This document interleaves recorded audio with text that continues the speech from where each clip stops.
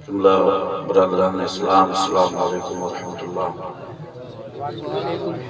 अल्हम्दुलिल्लाहि रब्बिल आलमीन वल आक़िबतु लिल मुत्तक़ीन वस्सलातु वस्सलामु अला सय्यिदिल मुरसलीन व अला आलिहि व अस्हाबिहि अजमईन, अम्मा बअद, फ़अऊज़ु बिल्लाहि मिनश शैतानिर रजीम।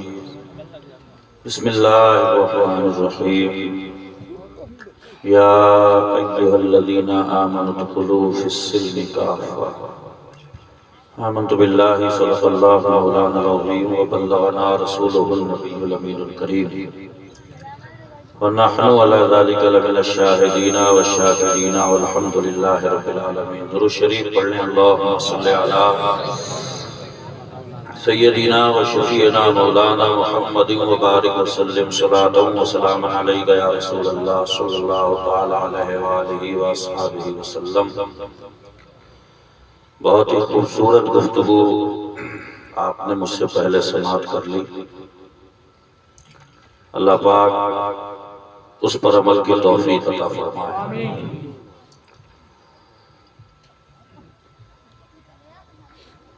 किसी भी खतीब का कोई खिताब इसलिए भी बड़ा अहम होता है कि इमाम शाफी रहमहुल्लाह के हवाले से बात मंक़ूल है कि आप फरमाते हैं, मामिन खतीबिन यख्तुबु इल्ला उरिदत अलैहि खुतबतुहु यौमल क़ियामा, कि कोई भी तकरीर करने वाला जो तकरीर भी करता है, कल क़यामत के दिन उसकी तकरीर उसके सामने रखी जाएगी और उससे पूछा जाएगा कि इससे तेरा मकसूद क्या था। जाहिर सी बात है, कुरान और हदीस पर मुश्तमिल गुफ्तगू तकरीर, उससे गर्ज़, उससे मकसद यही होता है कि हमारी कौम के अंदर जो बेराह रवी, शरीयत से दूरी, खुदा बेजार जिंदगी जो है ये ख़त्म हो और एक ऐसी जिंदगी कौम मुस्लिम गुजारे कि जिसपे दूसरों को भी रश्क है। और इसके लिए ज़रूरी है कि हम कुरान और हदीस से जुड़ जाएं।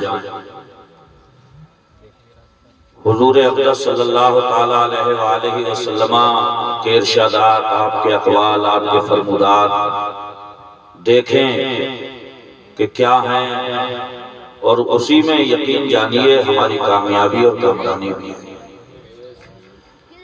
अपनी सोचो फिक्र से, अपने दिमाग से हमने बहुत कुछ करके देख लिया, सिवाय खसारे और नुकसान के कुछ हाथ लगा नहीं है।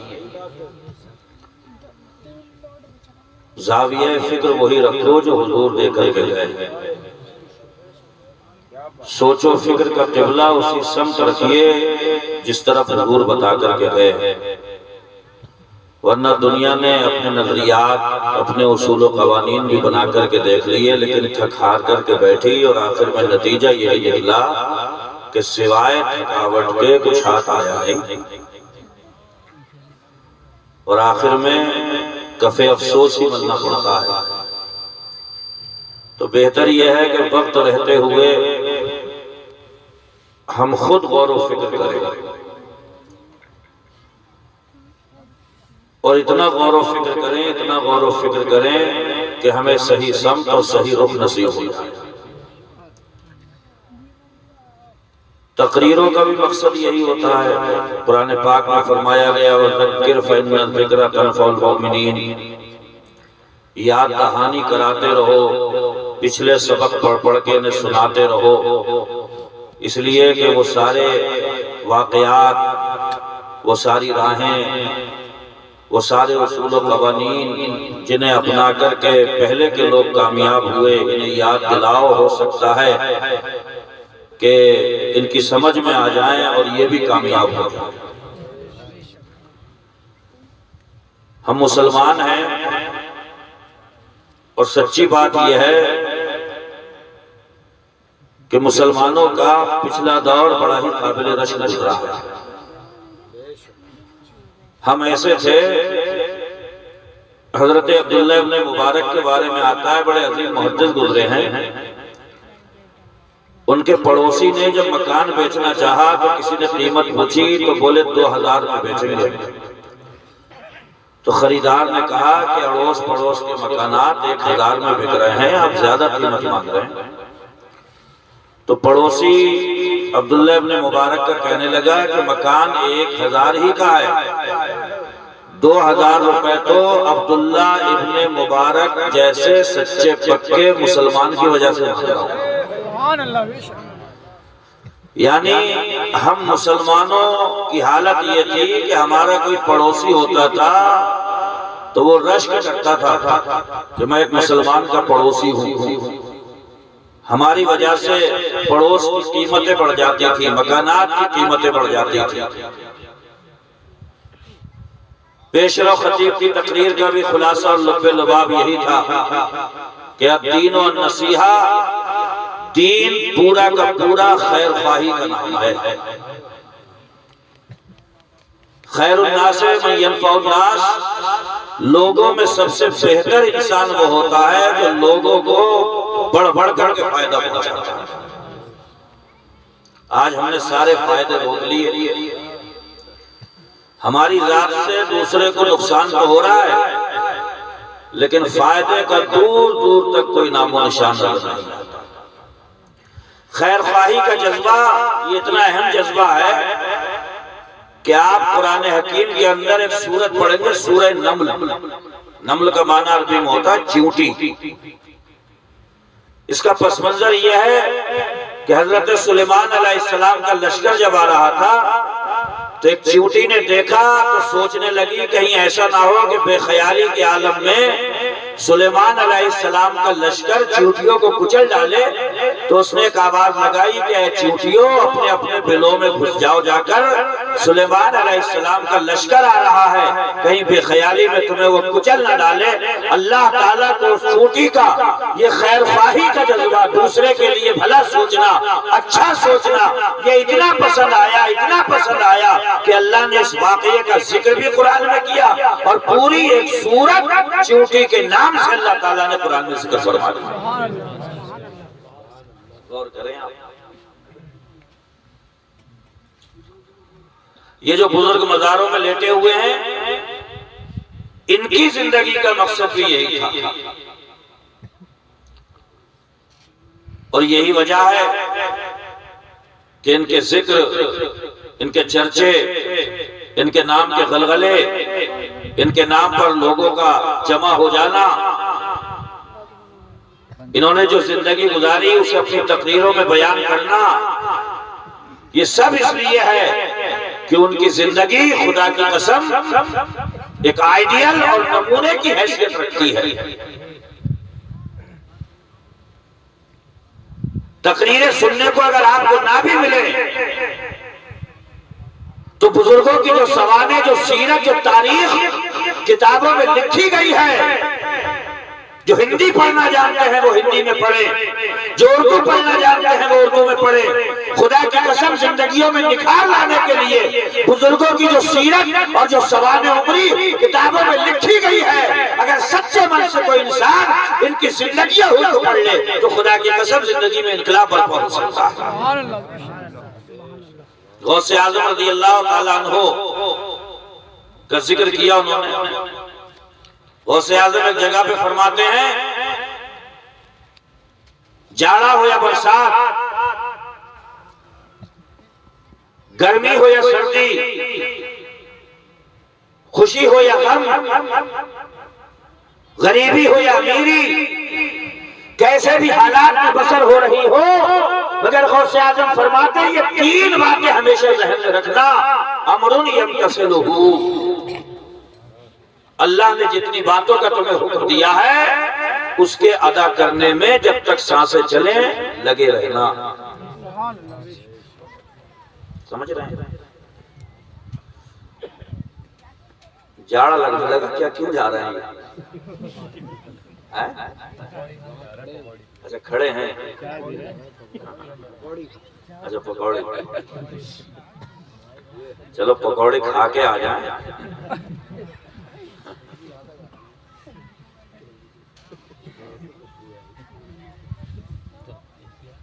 हालांकि ऐसे कहीं पे भी आया नहीं है कि इजलास में से जाकर के पकौड़े भी खड़ी हो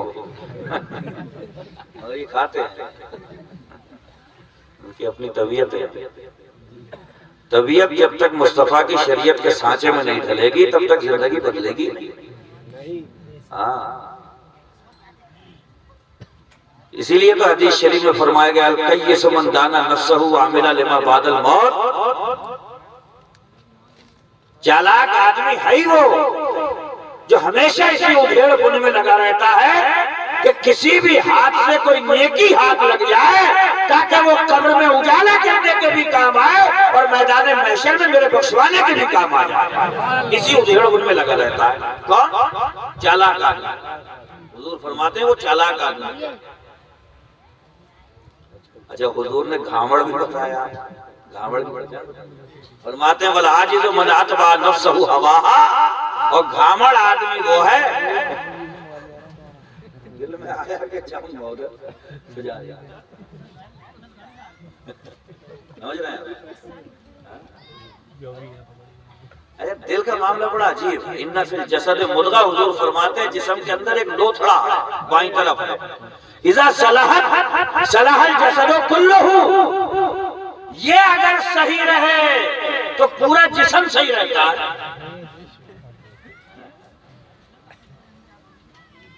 से तो वैसे बिगड़ जाए, बाईपास करवाना पड़ती है। फसदल जसदो कुल्लहु, और हुजूर फरमाते हैं ये गोश्त का लोथड़ा अगर ये बिगड़ जाए तो पूरी बॉडी का निजाम ही खराब होकर के रह जाता है। सहाबा ने पूछा या रसूल अल्लाह इस गोश्त के लोथड़े का नाम क्या है? फरमाया अला वहियल क़ल्ब, इसे दिल कहते हैं। क्या कहते हैं इसे? दिल।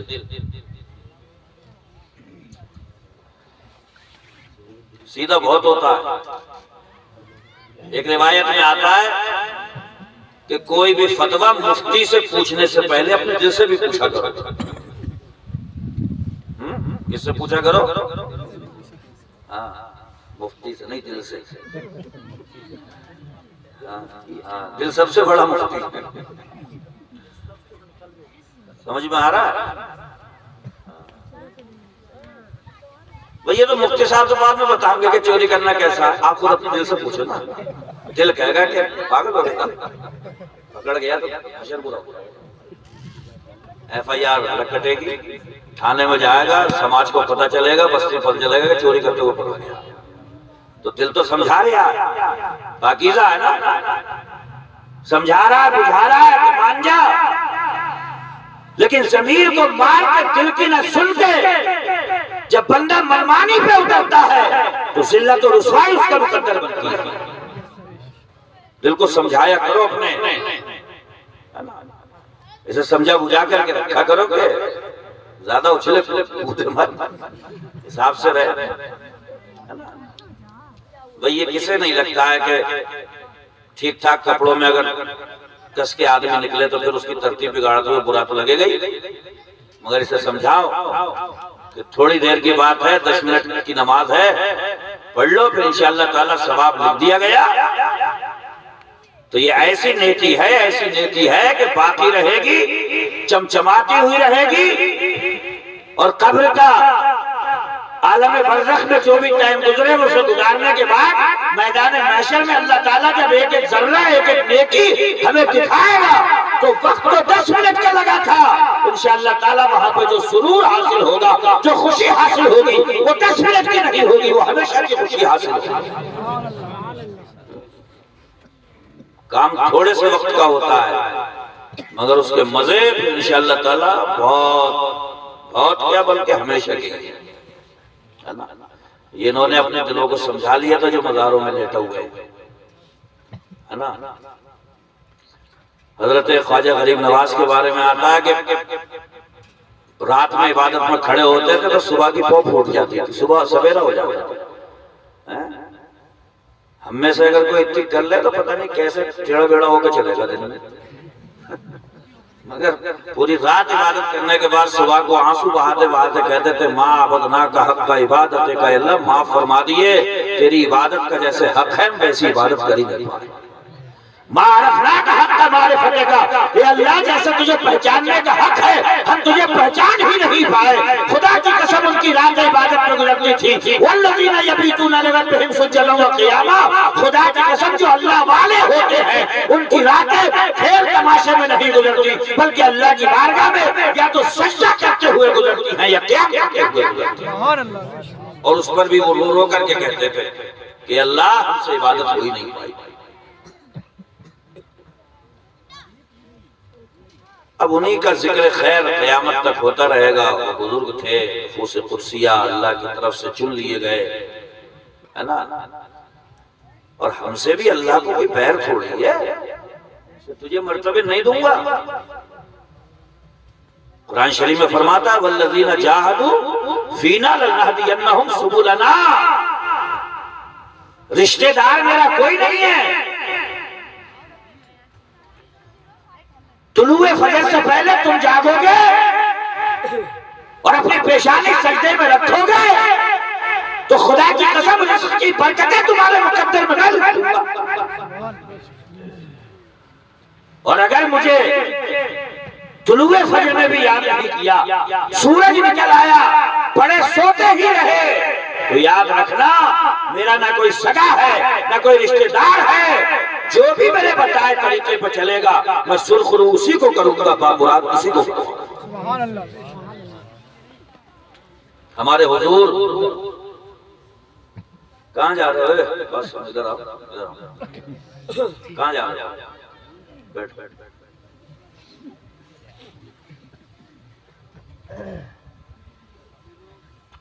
मत जाया करो। पता है तकरीर करने वाले को ये नात पढ़ लो, पता कैसा लगता है कि जैसे निधर इग्नोर कर रहे हैं। ये जलसे जब शराब भाई कभी कभी होते थे तो बड़ा शोर होता था, डल्लफ जोड़े जाते थे, तिरालियां भरी जाती थी कि चलो बहेड़ी में जलसा हो गया है। अब गली गली तो सजा लिए जलसे। कुरान की आयतों के तर्जुमे हम कर रहे हैं, हदीस शरीफ मुस्तफ़ा की हम बता रहे हैं। अरे हमारा तुम्हारा एक वो दौर भी गुजरा है, खुदा की कसम मेरे आका मदीने की मस्जिद में कह रहे थे जो जहां है वहीं बैठ जाए। एक साहब बकरियां चरा के आ रहे थे, मस्जिद के दरवाजे तक पहुंचे थे, बैठ गए, खुतबा खत्म हो गया, तकरीर खत्म हो गई, लोग निकलने लगे, मगर वो दीवाना मस्ताना फरजाना रसूलुल्लाह का वफादार वहीं पे जम के बैठा हुआ है। फारूक आजम ने आकर के कहा सब जा रहे हैं तुम क्यों नहीं उठते? कहने लगे उमर फारूक सुनिए, मैंने सुना है आपके जाहू जलाल के बारे में, मगर आज बात मत करिए। जिसके कहने पे बैठा हूँ उठूंगा उसी के कहने पे। बिठाया मुझे मेरे आका ने है। मैं मस्जिद के करीब पहुंचा था तो मेरे आका की मुबारक जुबान से ये जुमला अदा हुआ था, जो जहां है वो वहीं बैठ जाए। बस मैं यही बैठ गया हूँ। कैसे दीवाने थे रसूलुल्लाह के, कैसे आशिक थे कि इधर यार की जुबान से जुमला निकलता था, वो सरों के नजरान अपने हथेली पे लेकर के चला गया। वही वो लोग थे कि समंदर के सामने उनके घोड़े गए तो समंदर में भी सड़कें बनी, पहाड़ों के सामने गए तो पहाड़ों के छक्कर के सलामियां पेश करी। प्लास्टिक के थोड़ी थे न लोहे के थे, दो ही आंखें थी उनकी भी, दो ही कान थे उनके भी, हमारे तुम्हारे जैसे थे, मगर खुदा की कसम इतने फर्माबरदार थे, इतने फर्माबरदार थे कि एक आवाज पे अपनी जान जैसी कीमती चीज भी मुस्तफा के कदमों में निछावर करने के लिए तैयार रहते थे। हमने तो कुछ भी नहीं किया है, और जो पका पकाया मिल गया है कम से कम उसे संभाल के रखना।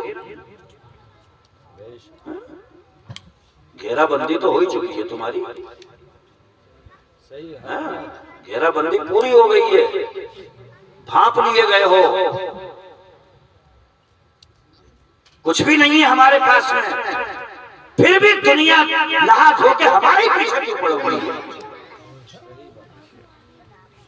ले देकर के यही एक निस्बत है कि रसूलुल्लाह के गुलाम हैं, उनकी उम्मत में पैदा कर दिए गए हैं, तो खुदा के लिए इस निस्बत की लाज रखो, बचा के रखना इस पूंजी को। कि या रसूल अल्लाह आपके गुलाम हैं, अल्लाह ने फजल फरमाया कि आपकी उम्मत में है। या रसूल अल्लाह आपसे मुंह नहीं मोड़ेंगे, आका आपसे गद्दारी नहीं करेंगे। या रसूल अल्लाह आपकी सुन्नतों का पखेड़ा नहीं करेंगे, आका आपके फरमान को पसे पुष्ट नहीं डालेंगे। या रसूल अल्लाह आपके फरमा करके गए हैं, आपके बता करके गए हैं, अपनी आंख से देखे हुए से ज्यादा हमें उस पर यकीन रहेगा जो आप हमें बता करके गए। अपनी आंख का देखा हुआ तो धोखा भी होगा, मगर जो हुजूर फरमा गए खुदा की कसम वो हक ही है। मेरे आका फरमाते थे सहाबा से, तुम गुर्बतों में गुजार रहो जिंदगी, रेल पेल होगी दौलतों की, किसरा है फिर कोई किसरा नहीं होगा, सब तुम्हारे कदमों में होगा, बताओ सब तुम्हारा हाल क्या होगा। तो सहाबा कहने लगे या रसूल अल्लाह इस वक्त तो अल्लाह की इबादत के बाद 2 वक्त की रोटी जुटाने में ही सारा वक्त निकल जाता है। या रसूल अल्लाह जब दौलत की रेल पेल हो जाएगी तो खूब इत्मीनान से अल्लाह की इबादत करेंगे, फिर तो वो मुसलमान। तो मेरे आका ने फरमाया था नहीं नहीं वो भूल जाएंगे।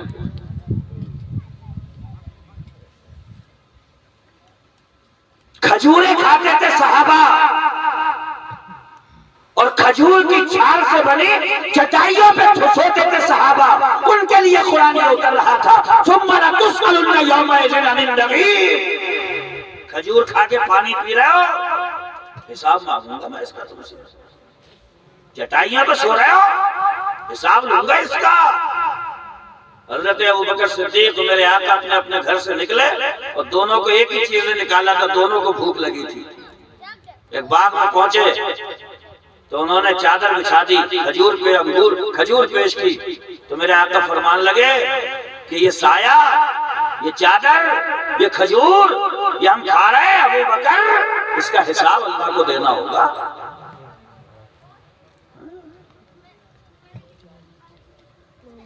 ये जिंदगी का एक एक लम्हा जो गुजर रहा है, सबसे कीमती चीज जो अल्लाह ने हमें ये वक्त अता फरमाया, हदीस शरीफ है, नेमतान मग़बूनुन फ़ीहिमा कसीरुम मिनन नास अस्सिहतु वल फराग। हुजूर फरमाते हैं 2 चीजें, 2 नेमतें अल्लाह ताला हर बंदे को देता है, एक सेहत और तंदुरुस्ती और एक फुर्सत के लम्हात।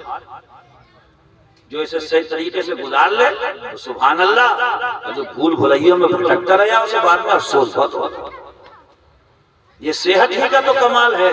जो अभी कह रहे थे कि एक पहिए पे मोटरसाइकिल खड़ी कर दी, 60 साल का बुढ़ा तो कोई खड़ी करके देखा है? ये जवानी में ही खड़ी हो सकती है एक पहिए पे मोटरसाइकिल, मगर जवानी इसलिए मिली नहीं थी। मैं अक्सर अपनी तकरीर में कहता हूँ कि मस्जिदें बूढ़ों से आबाद है, सुभान अल्लाह, मगर सोने पे सुहागा तब होगा जब जवानी सजदों में मचलने लगे, जब जवानी रुकू में तड़पने लगे। पूरे मस्जिद में जा रहे हैं, बहुत अच्छी बात है, मगर जिस दिन हमारी मस्जिदें जवानों से भरने लगेंगी इंशाअल्लाह कौम मुस्लिम में इनकलाब।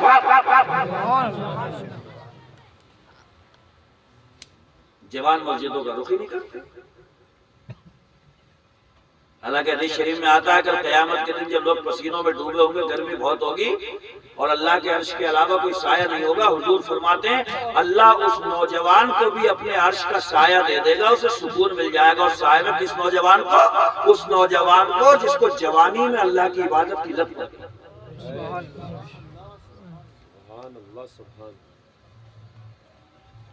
अरे बुढ़ापे में फिर क्या करें ये तो बताओ, फिर तो मस्जिद में आना ही है।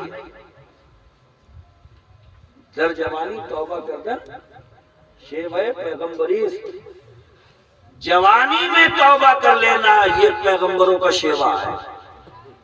क्योंकि भेड़िया जब बूढ़ा हो जाता है तो सूफी साहब बनी जाते हैं, दांतों में जोर नहीं रहा, तो करें क्या।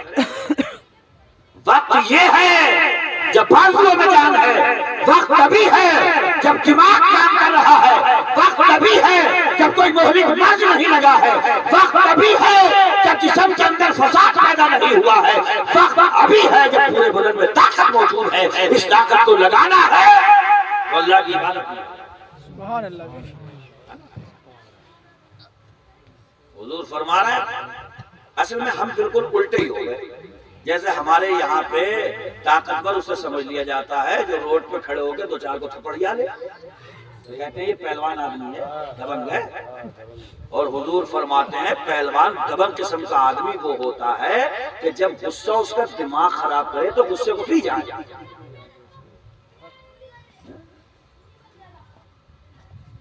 ये थे मुसलमानों के औसाफ। अभी हदीस शरीफ का तर्जुमा नहीं करा था। मुसलमान वो होता है जिसके हाथ से और जिसकी जुबान से दूसरा मुसलमान महफूज रहे। 2 मिनट के अंदर किसी की भी इज्जत नफ्स से खेल दिया जाता है। किसी पे क्या कयामत टूटी, कहीं एहसास ही का हो पाता। कार में बैठे हुए धूल से अगर महफूज हो तो ये देखो कि साइकिल से अगर कोई जा रहा है तो कार धीरे कर लो ना थोड़ी सी, ताकि वो भी धूल से बच जाए। बरसात के दिनों में अगर कार में बैठे हुए कीचड़ से महफूज हो और अगर कोई मोटरसाइकिल से चल रहा है तो ये कार में बैठे जो आप बैठे हुए हैं ये आपका हुनर नहीं है, ये आपका स्किल नहीं है, ये महज अल्लाह का करम है। तो इसमें 4 पहियों वाली गाड़ी अता फरमा दी। आप कीचड़ से महफूज हो गए, मगर अगर गड्ढों के रास्तों से गुजर रहे हो तो रफ्तार धीरे करो ताकि वो कीचड़ उठ करके किसी के कपड़ों पे न पड़ जाए। आप थोड़ी सी 1 मिनट का टाइम लगेगा, धीरे करके गुजरोगे, खुदा की कसम वो आदमी मरते मर जाएगा मगर इस वाकये का जिक्र जहां बैठेगा करता रहेगा।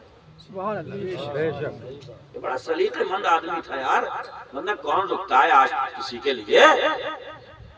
लोग तो कीचड़े उछालते हुए गुजर जाते हैं, मगर मैंने देखा कि वाकई में उसने कार बहुत धीरे कर ली और मेरे ऊपर कोई छींट नहीं आई है?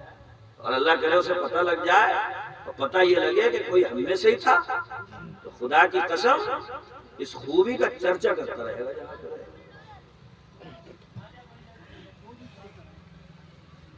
बीमारियां ज्यादा पैदा हो गई, भलाइयां सब खत्म होती जा रही हैं। और मुश्किल नहीं है ज्यादा, थोड़ी सी मेहनत करें आप, थोड़ा सा अपने आप को समझाएं बुझाएं। इन्होंने भी कोई पहाड़ नहीं खोदे, ये जो मजारों में लेटे हुए अपना चर्चा करवा रहा है इन्होंने कोई समंदर नहीं उलीचे, बस ये इस्लाम के रंग में ऐसे रंग आए थे कि न इस्लाम को कोई इनसे जुदा कर पाया न इनको इस्लाम से जुदा कर पाया। वही मैंने आयत भी पढ़ी, अल्लाह फरमाता है ईमान वालों इस्लाम में पूरे दाखिल हो। पूरे देखो दाखिल कैसे हुआ जाता है। एक गिलास पानी है उसमें आप 2-4 पत्थरियां डालो, पत्थरी, मुझे बताओ ये पत्थरी उससे जुदा हो सकती है नहीं हो सकती? भाई पानी फेंको पत्थरी को अलग कर लो, तो ये पानी में दाखिल तो हुआ, ये कंकर ये पत्थरी दाखिल हुई मगर पूरे तौर पे हुई नहीं। अब मैं बताता हूँ पूरे तौर पे कौन चीज दाखिल होती है। एक गिलास पानी लो और एक रंग की पुड़िया लो, रंग की, अब पानी में डाल दो। अब करते रहो जिद्दोजहद, अब करते रहो 1000 जतन, अब करते रहो मेहनत। पुड़िया के पड़े हुए सुरंग को पानी से और पानी को सुरंग से आप कितने भी जिद्दोजहद कर लो, मेहनत कर लो, कभी जुदा नहीं कर सकते। हमारा पैदा करने वाला भी हमसे यही फरमाता है कि अगर इस्लाम के अंदर दाखिल होना है तो पूरे काम में दाखिल हो जाओ। यानी अगर मस्जिद में मुसलमान हो तो मकान में भी मुसलमान बन के रहो, खेत खलियान में भी मुसलमान। जो कैफियत मस्जिद में हो वही कैफियत अपने मकान में भी हो।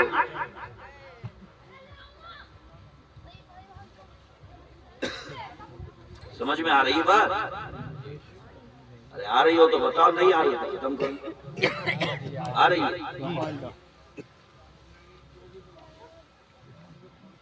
इस्लाम एक बड़ा मुहज्जम मजहब है, बहुत मुहज्जम, निहायत पाकीज़ा। इसकी तालीमात बड़ी उजली, बड़ी रोशन,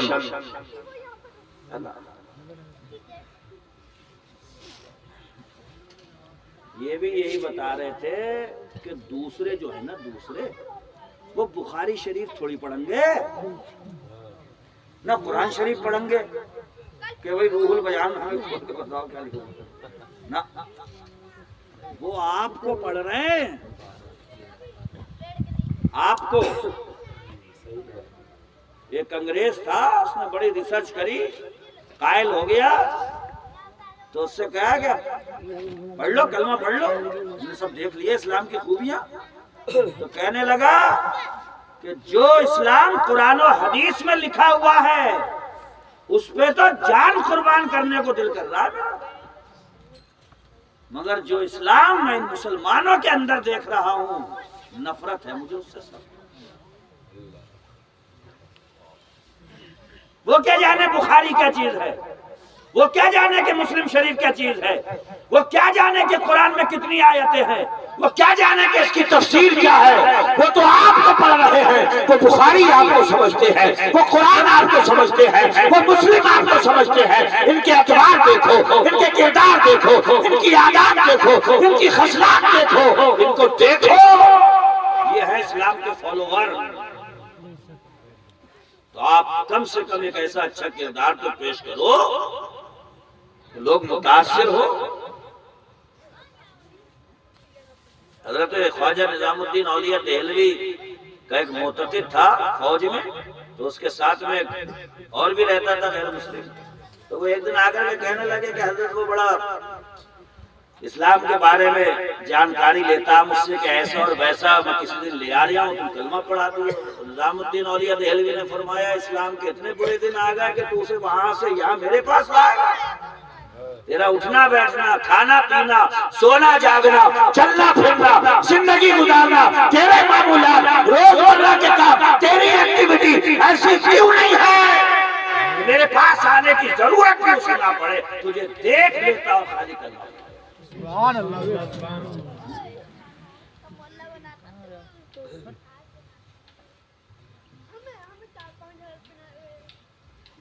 तकरीरों से अगर कौमें बदलती तो तकरीरें तो बहुत होती, समझ रहे हो।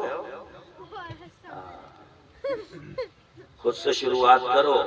एक साहब अपने ऑफिस में बैठे थे, बच्चा परेशान कर रहा था, तो उन्होंने एक अखबार में देखा कि दुनिया का नक्शा बना हुआ है, तो फाड़ फोड़ के कई टुकड़े पेपर के करके और कह ले इस नक्शे को जोड़ के लेके आ। तो उसमें नदिये और समंदर और मुल्कों के नक्शे ये सब, तो सोचा कि कुछ देर के लिए जान छूट जाएगी, बहुत परेशान कर रहा था ये बच्चा मेरा, तो कह जैसे जोड़ के लेके आ। वो गया 2 मिनट में ले आया, बोले ले आओ। तो वो पहले से ज्यादा परेशान हो लगा, तू जीना है क्या, देर में लिए चला आया, कैसे जोड़ लिया तूने। बच्चे का जवाब सुनो, बोला मैंने नक्शे उक्शों को नहीं जोड़ा, असल में अब्बू जब आप अखबार फाड़ रहे थे तो अखबार की दूसरी तरफ एक बड़ी सी आदमी की तस्वीर बनी थी, मैंने वो तस्वीर जोड़ दी, ये समंदर, ये मुल्क, ये कस्बे, ये शहर, ये खुद ब खुद जोड़ गए सारे के सारे, समझ रहे हो। तो सबसे पहले तो अपने आप से शुरू करो, है ना। भाई मैं आपसे कहूं कि 5 टाइम की नमाज पढ़ा करो, और आप मुझे ही देखो कि जोहर में उधर खड़े हैं, असर में उधर खड़े हैं, तो आप कहोगे बताया सही बात। आप खुद से पहले स्टार्ट कीजिए, फिर अपने घर वालों से कहिए। हुजूर जब फजर की नमाज पढ़ाने जाते थे तो अपनी बेटी हजरत फातिमा से कहते थे मेरी बेटी उठ जा, अल्लाह ताला ने मेरी उम्मत का रिज़्क इसी वक्त लिखा, उठ जा। यानी कितने तो ऐसे हैं कि उनकी नमाज की आदतें भी हैं, तो चुपके से गए फजर पड़ जाए, मगर उससे नहीं कह सकते अरे तो ऐसी करी क्यों कि इतना डर लग रहा है उससे।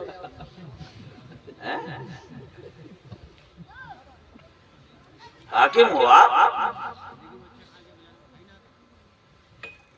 कुल्लुकुम राइन व कुल्लु राइन मसऊलुन अन रइयतिही, बुखारी शरीफ की हदीस है। हर एक निगरान तुम में से मुहाफिज है, मुकर्रर किया गया है, तुम्हारे तहत तुम्हारे नीचे जितने भी लोग आते हैं सबके बारे में अल्लाह तुम्ही से पूछेगा। बीवी पड़ी सो रही है और आप डर रहे हो कि उठा दिया तो सुनाएगी खरी खोटी, तो इतना भी क्या करना, अल्लाह तबारक व तआला के अहकामात की बजावनी में किसी से मत डरो। अगर आप फजर की नमाज पढ़ने के लिए मस्जिद में जा रहे हो तो घर के अंदर बरकतों का सामान करने के लिए लिए अपनी बीवी से भी कहो मैं मस्जिद में जमात के साथ पढ़ने जा रहा हूँ, तो मुसल्ला बिछा करके यहाँ पे अल्लाह के लिए पेशानी कर।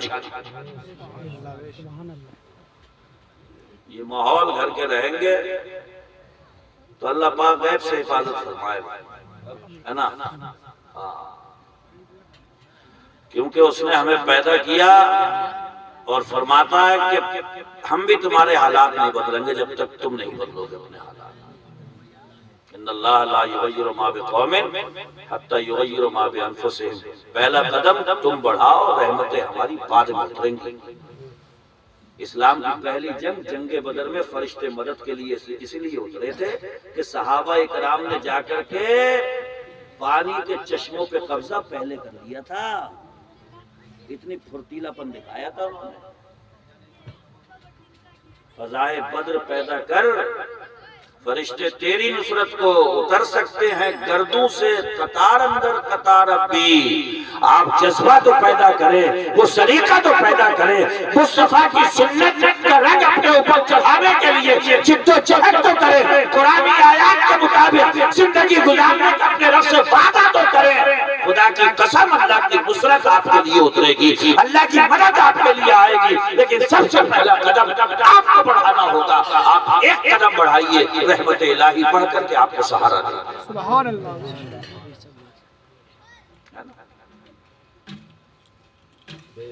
आप पहला कदम बढ़ाएं,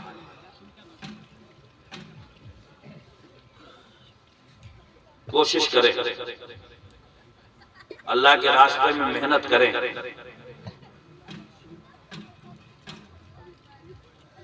और जब तक जान बाकी रहे मेहनत करते ही रहना चाहिए आदमी को। मेहनतों का मामला भी अब असल में अलग अलग है। जैसे किसी के दिमाग में ये तसव्वुर बैठ गया कि भैया फुलाने की देखो कितना मस्त तरीके से जिंदगी गुजार रहा है, उसके पास में यार पैसे हैं, इसका मतलब ये हुआ कि पैसा है कामयाबी। अब तुमने ये तसव्वुर अपने जहन में बिठा ला और सारी मेहनत इसी के लिए करना। यानी कहना मैं ये चाहता हूँ कि कामयाबी का जो तसव्वुर आप अपने जहन में बिठा लोगे, मेहनत उसी के लिए करो। अगर ये तसव्वुर जहन में बिठा लिया कि पैसा कामयाबी है, तो सारी मेहनत सारी जिद्दोजहद आप इसी में लगाओगे। और लगाते लगाते पता ये चला कि न अल्लाह के रहे, न रसूलुल्लाह के रहे, न कुरान के रहे, न हदीस के रहे। अब कुरान इनके बारे में कहता है अल्हाकुमुत तकासुर हत्ता ज़ुरतुमुल मक़ाबिर, तुम्हें यही धुन रही कि और जुटा लें और जुटा लें। एक दिन आया कि कब्र में, वहां जाकर के समझ में आया जो जुटाना चाहिए था वो जुटाया नहीं, और जो जुटाते रहे वो यहाँ काम नहीं आ रहा।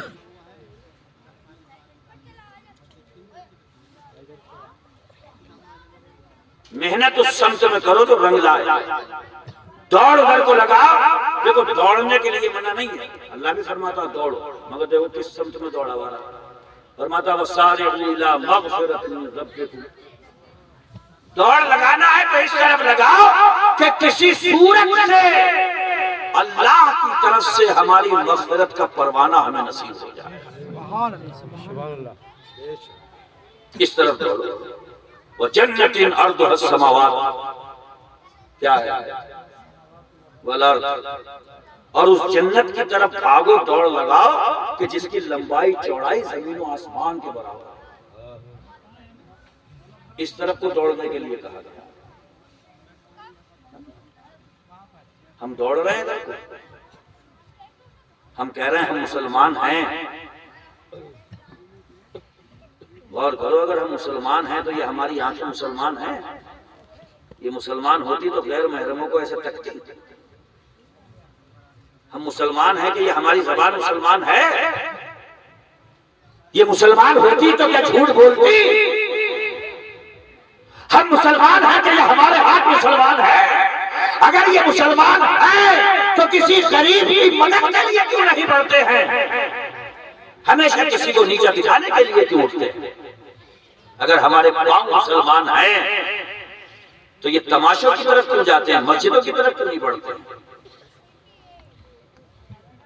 हमारा हाल वो है कि किसी दीवाने ने कारतूस पड़ा देखा कहीं, तो किसी ने पूछा तो बोला जो कारतूस है, तो क्या इससे क्या होगा, तो क्या ये कारतूस हाथी के मार दो तो हाथी लेट जाए, शेर के मार दो तो शेर को ही बिछा दे, है कुत्ते को मार दो तो कुत्ता मर जाए।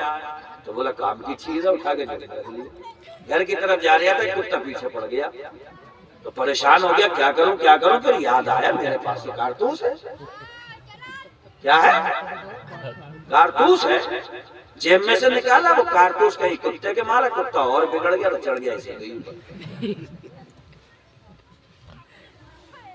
तो किस तरीके से जान छूटी। तो बाद में फिर उसके पास में गया कि तू तो कह रही है ये हाथी को बिछा दे, ये शेर को गिरा दे, ये कुत्ते को मार दे।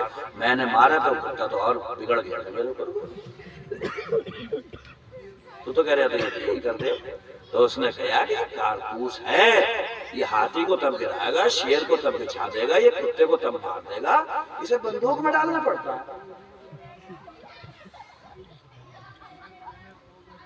और उसके जोर पे जब छोड़ा जाता है, फिर ये निशाने पर लग के फिर ये काम अंजाम देता है।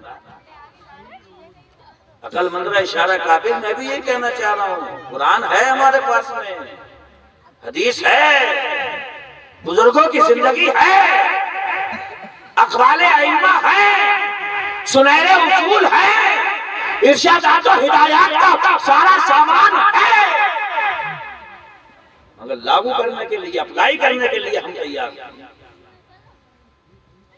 यदि किसी भी चौराहे पे ये बात सुनने को मिल जाएगी, कसम खुदा की सलाहुद्दीन आ जावे तो मजा आ जाए।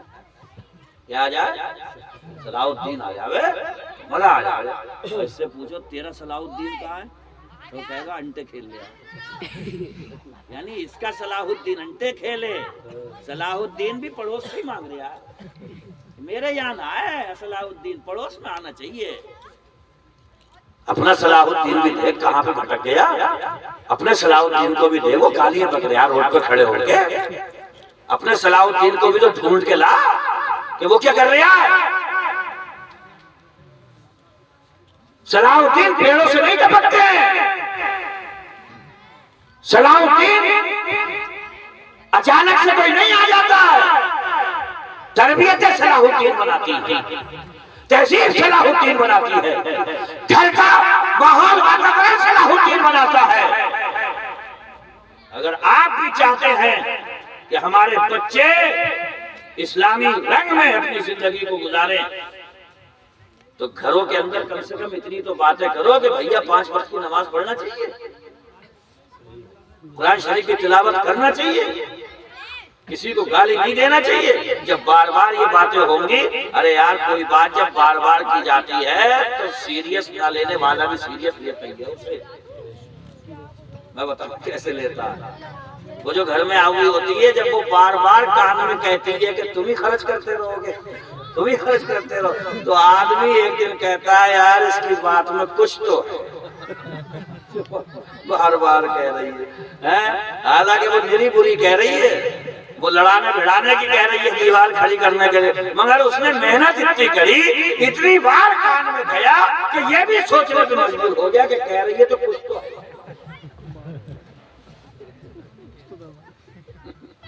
तो कम से कम घर में बार बार खैर की बातों का जिक्र कर लिया करो, दोहराया करो। इससे ये होगा कि कम से कम घर के अंदर जो होश संभालने से शऊर जो बच्चे होंगे, वो कम से कम ये तो सोचेंगे कि अब्बा अम्मा जब बार बार इस बात की ताकीद कर रहे हैं, इसका मतलब कि इन बातों में कुछ तो दम है,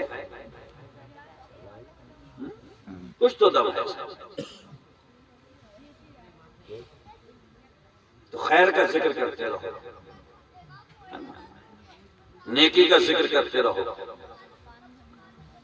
हो सके तो घरों के अंदर हिंदी पढ़ने वाले लोग हों, है ना, तो हिंदी में किताबें लेकर के आओ, वो दो सब पढ़े। और अब तो बड़ा आसान हो गया भाई, बहुत आसान हो गया। वुजू करने का पूरा प्रैक्टिकली तरीका यूट्यूब पे दिखा रहे हैं। उसमें देखो झुकने का तरीका, रुकू में, सजदे में पहले क्या लगे, ये सब पूरा दिखा रहे हैं उसमें देखो।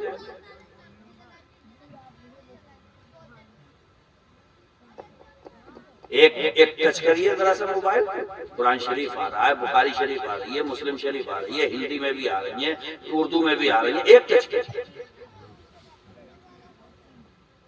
यानी कहीं ना कहीं उसकी कुदरत ये सिग्नल दे रही है, ये बता रही है कि जिस वक्त में हमने कुरान नाज़िल किया था, नहीं था ये मोबाइल, नहीं था ये कलम, नहीं था ये कागज, मगर इसे तब भी महफूज किया गया, पत्थरों पे महफूज किया गया, चमड़ों पे महफूज किया गया। कुरान की हमने तब भी हिफाजत करी, कागज का दौर आया तो इसे कागज पे महफूज किया गया।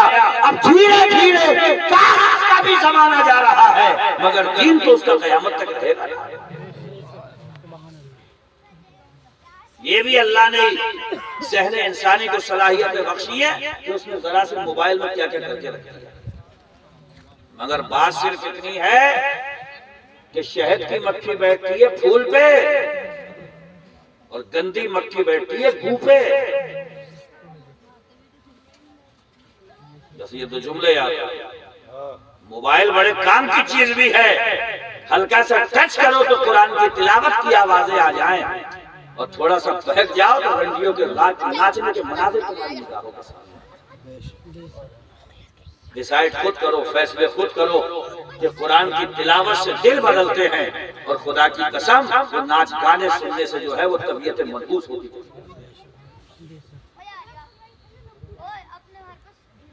हजरत फुजैल के बारे में आता है, बहुत बड़े डाकू थे मगर रोजा रखते थे। कारी भाई तो किसी ने कहा यार तुम डाका भी डालो, इतने बड़े डाकू, और रोजा भी रखो। जुमला सुनिएगा, हो सकता है दिल में चुभ जाए, लग जाए।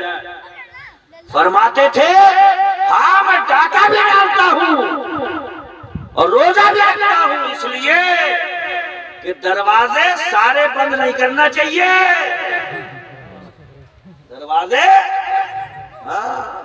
रहमत बहाना भी जो है, उसकी रहमत एक बहाना तलाशती है। फिर वही हुआ, दीवार कूद के किसी घर में जाना चाह रहे थे तो देखा कि घर वाला तिलावत कर रहा था कुरान। अलम यानी लिल्लज़ीना आमनू अन तख़शा क़ुलूबुहुम लिज़िक्रिल्लाह, क्या ईमान वालों के लिए वो वक्त नहीं आया कि उनके दिल अल्लाह के उसमें झुक जाए। वहीं से बस दुनिया बदल गई, कहने लगे आ गया मौला वो वक्त, आ गया मौला, आ गया वो वक्त, ईमान वाले के लिए आ गया वो वक्त। अब डाका नहीं डाला जाएगा, अब चोरी नहीं की जाएगी, अब किसी का सामान नहीं लूटा जाएगा, मौला आ गया वो वक्त। और खुदा की कसम ऐसी सच्ची तौबा की कि औलिया की सफ में एक मुमताज मुकाम के मालिक थे।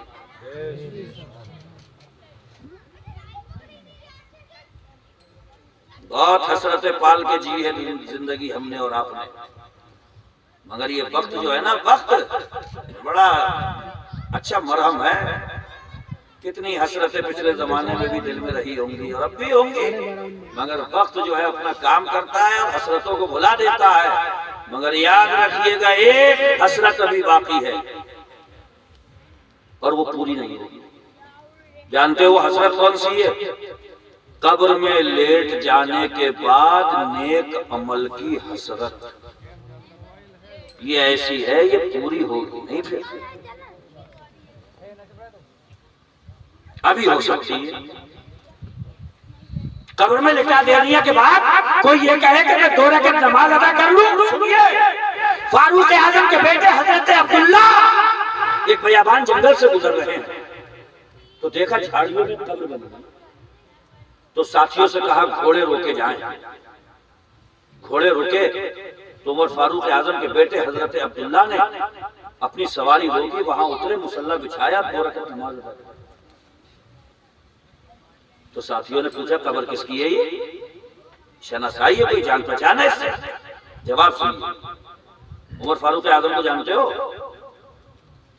अरे जानते हो, कौन है?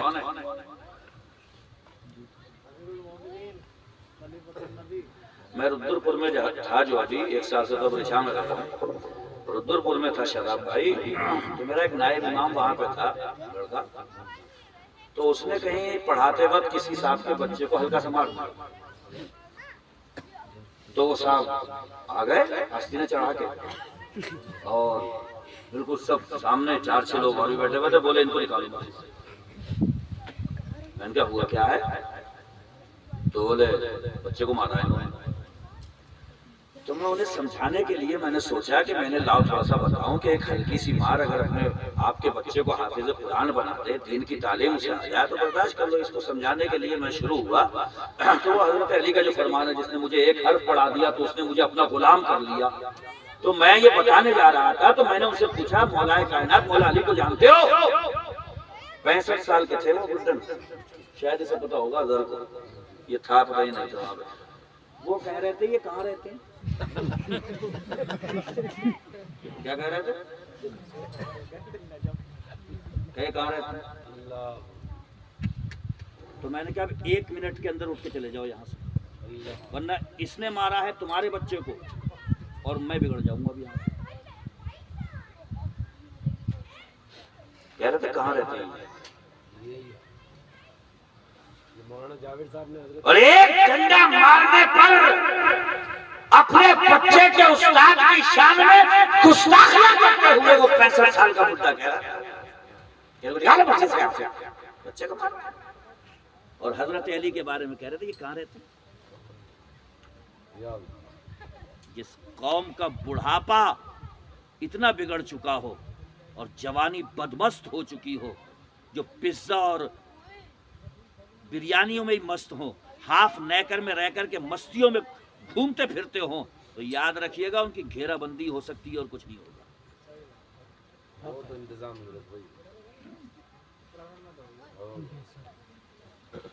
न दीन पता, न ये पता के लिबास कैसा पहनना चाहिए, न ये पता के दीन का सुतून क्या है। अभी इसके घर के पिलर अगर कोई जाकर के हथौड़े बरसाने लगे, लड़ जाएगा कि पिलर पे हथौड़ा चलाना, मेरी बिल्डिंग गिर जाएगी। तो इसी के नबी कह करके गए हैं कि नमाज दीन का पिलर है, जिसने नमाज छोड़ दी उसने दीन को ही ढा दिया। ये 5 मर्तबा मुसलमान दीन की इमारत को ढा रहा है, इस पे जर्रा बराबर फर्क नहीं पड़ता। गौसे आजम फरमाते हैं तेरा एक बेटा मर जाता है तो पूरा घर सर पे उठा लेता है, रोते रोते तेरी 5 वक्त की नमाज छूट जाती है, तेरी आंख से आंसू का एक कतरा क्यों नहीं निकलता है?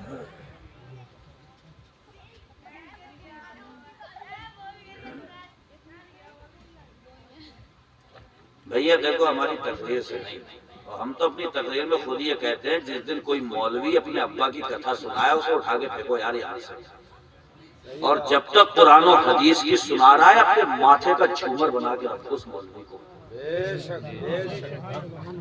जब तक दीन पहुंचा रहा है, कुरान सुना रहा है, रसूलुल्लाह की हदीस सुना रहा है, तो रब की बारगाह में दुआ करो मौला हमारे रहबरों की उम्र लंबी फरमा।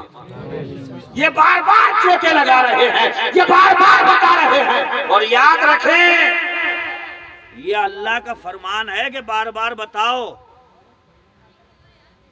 हो सकता है एक बार में समझ में ना आए, दूसरी बार में आ जाए, हो सकता है तीसरी बार में आ जाए। अरे मैंने देखा बड़े बड़े दबंग किस्म का इंसान जिसकी गर्दन टेढ़ी रहती थी, जरा सी बीमारी में जब 2-2.5 महीने हॉस्पिटल से आता है, तो ये तो आप भी गवाह हो गए इस बात के कि पूरी जिंदगी जो पहली वाली होती है उसकी सारी बदल जाती है। पहले सख्ती अब नरमी, पहले अकड़ अब बहुत अच्छा, पहले बदअखलाक अब मिलनसार। क्यों? एक झटका बीमारी का उसने लगाया और जहन में उसने ये बिठा दिया कि तो कुछ भी नहीं है। 2-2.5 महीने चारपाई पे लिटाल के हम तुझे यकसर बदल देंगे।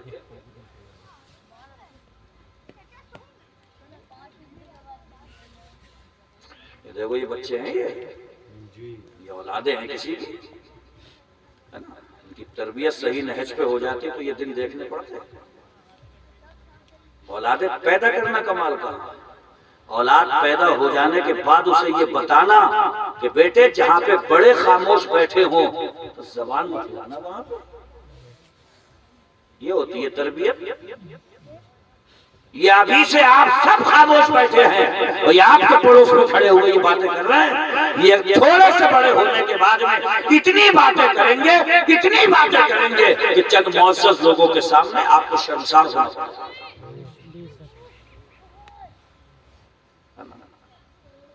खुदा के लिए अल्लाह ने नेमत दी है औलाद, अरे नहीं होती है तब भी परेशान होते हो, नहीं होते हो? कितने परेशान होते हो, अड़ोस पड़ोस के ताने अलग होते हैं, है ना, दरगाह, फकीर, मजार, चादर, मिन्नत, अभी बता रहे थे, सब करते हो नहीं करते हो? अल्लाह दे दे तो उसकी बड़ी अजीम नेमत है ये औलाद। अंबिया किराम ने दुआ मांगी है, या अल्लाह औलाद दे दे, औलाद दे दे। अल्लाह औलाद दे तो फिर इसकी तरबियत भी सही तरीके से करो। मौला ताला हम सब के हालों पे रहम फरमाए, करम फरमाए। अच्छों के सदक़े में अल्लाह ताला हम गुनाहगारों की बख्शिश फरमाए। बस इस उम्मीद पे हम जी रहे हैं कि ये चंद निस्बतें हैं जो हमारे साथ में हैं, वरना हम बहुत गुनाहगार हैं, सियाहगार हैं, गुनाहों का अंबार है।